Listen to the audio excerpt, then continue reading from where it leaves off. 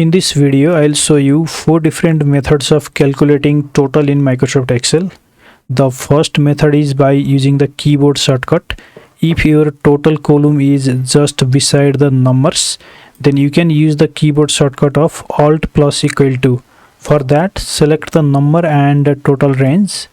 Then press Alt equal to in the keyboard, which will calculate the total automatically by inserting the sum function.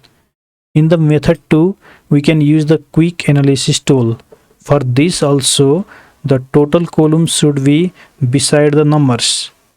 In this case, you can select the numbers, then click on this quick analysis tool, click on totals, then click on this sum, and here you see the sum function is automatically inserted and the totals are calculated. In the third method, you can manually insert the sum function, because here in this case I need to calculate the total here in this range. So in this cell, press equal to, type the sum function, open bracket, then select the number range, close bracket and press enter. Drag the formula for other months. The fourth method is by using the plus symbol.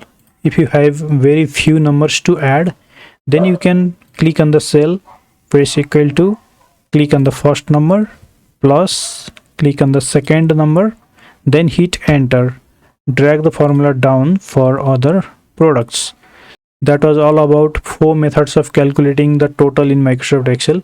If you want to practice this, you can download this sample data file from the link given in the video description. Thank you very much for watching this video.